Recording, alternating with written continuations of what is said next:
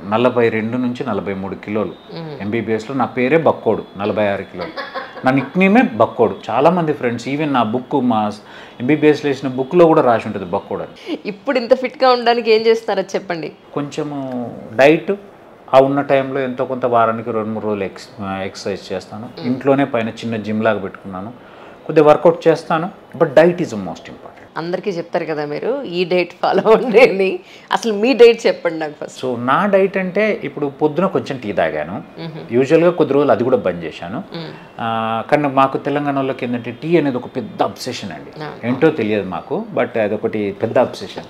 So అదొకటి around 11:30-12కి, around 12 o'clockకి egg whites ఇస్తారు. 4 egg whites తింటాను. కీరా, క్యారెట్ ఉంటే ఏదో ఒకటి. ఒకవేళ బాగా హెక్టిక్గా ఉన్నప్పుడు 2-3 ఆ టైంలో కొంచెం చికెన్ పీసెస్ తింటాను. తర్వాత కథం సాయంత్రం తర్వాత ఒక్కో రోజు టీ తాగితే తాగుతాను, లేకపోతే లేదు. వర్కౌట్ చేసే టైం ఉంటే వర్కౌట్ చేసిన తర్వాత either protein shake or chicken or fish ఏదో ఒకటి తీసుకుంటాను.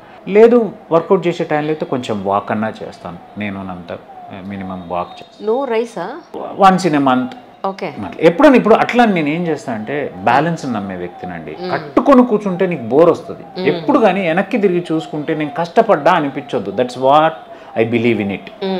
కష్టపడ్డా అన్నప్పుడు నీకు జాలి చేస్తుంది, ఇంకా నువ్వు స్పాయిల్ అయిపోదామని మూడ్ వస్తుంది. ఎగ్జాక్ట్లీ. అది రావద్దు.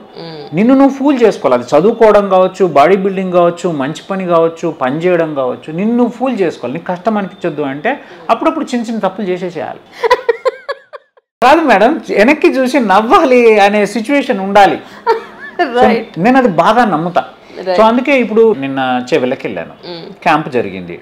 మా అత్తమ్మ అసలు ఒప్పుకోదు. మా అమ్మైనా మా అత్తమ్మైనా తినాల్సిందే. సో తిన్నాను. అదే బట్ నెక్స్ట్ డే దాన్ని కవర్ చేస్తాను. ఎస్, బ్యాలెన్స్ చేస్తారు. నిన్న తినను కాబట్టి ఇప్పుడు కాస్త కడుపు కాల్ చేస్తే బ్యాలెన్స్ అయిపోతుంది.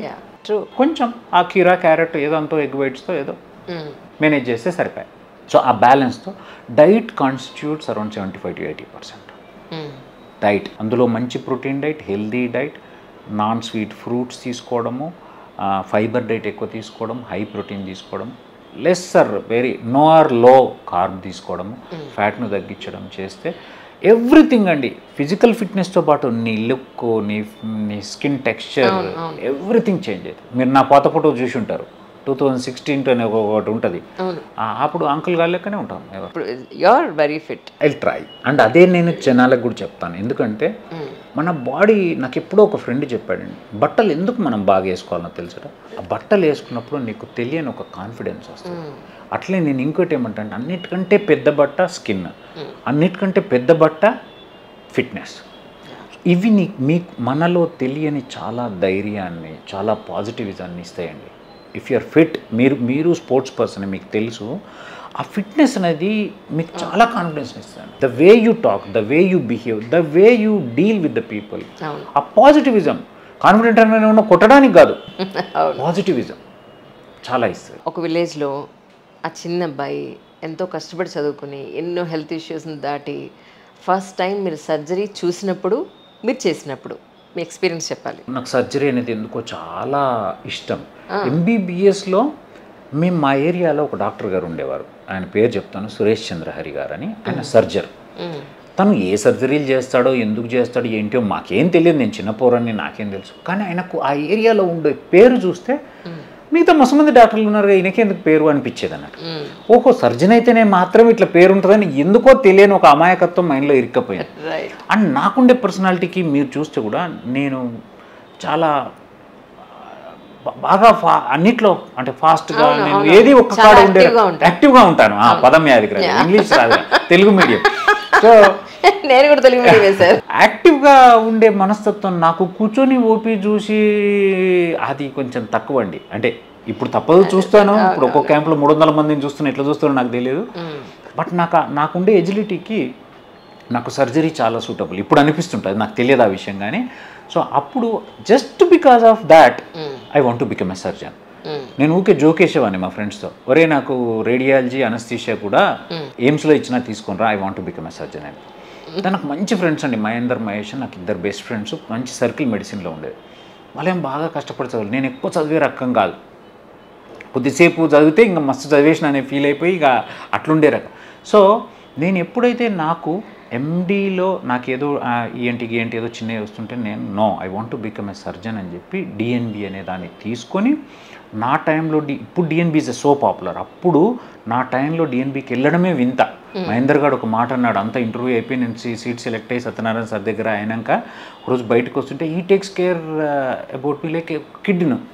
అరే విమల్ మరి డిఎన్బి చాలా కష్టమట్రా పాస్ కావడం అంటే నీ డౌట్ ఏంది, నేను చదవననే కదా అంటే కాదు నువ్వు చదువు అంటున్నారా.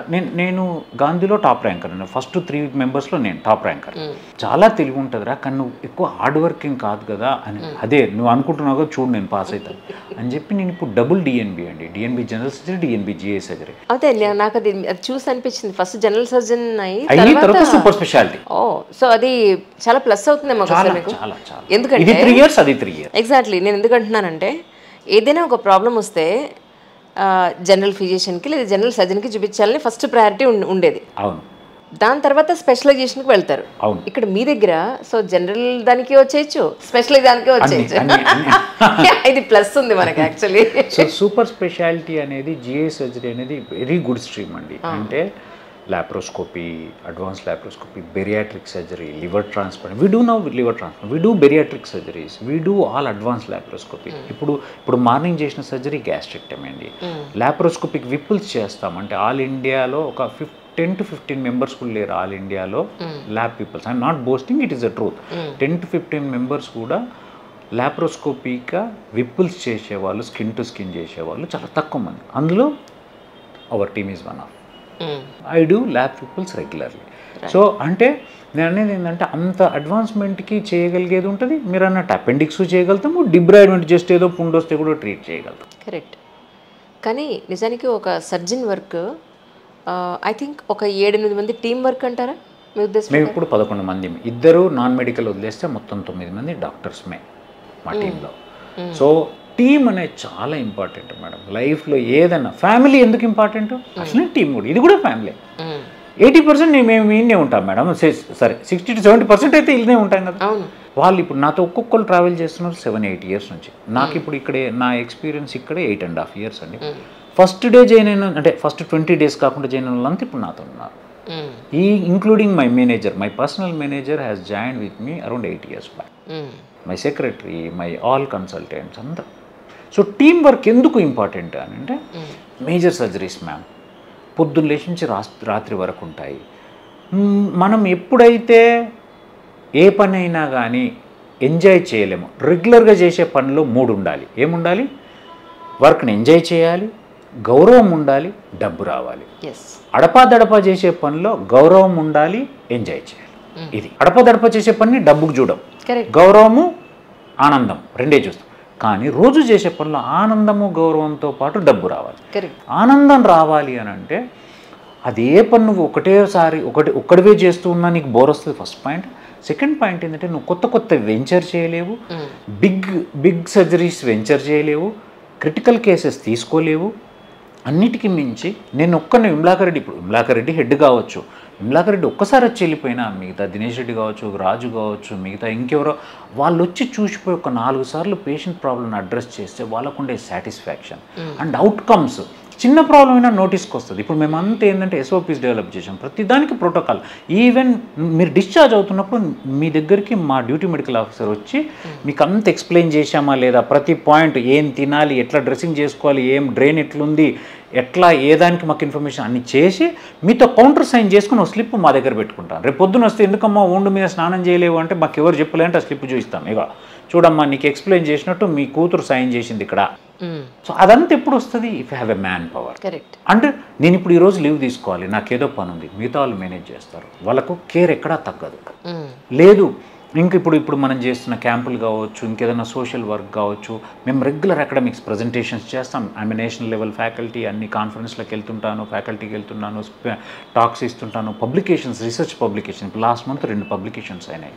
సో పబ్లికేషన్ అంటే అకాడమిక్స్ కంట్రిబ్యూట్ చేయాలన్నా, ఇప్పుడు జిఏ సర్జరీ ట్రైనింగ్ ఇస్తున్నాను, 4 ట్రైనింగ్ ఇవ్వాలన్నా, నెక్స్ట్ జనరేషన్ కావాలన్నా you need to have a team. ఒకటి చేసేది ఏముంటుంది?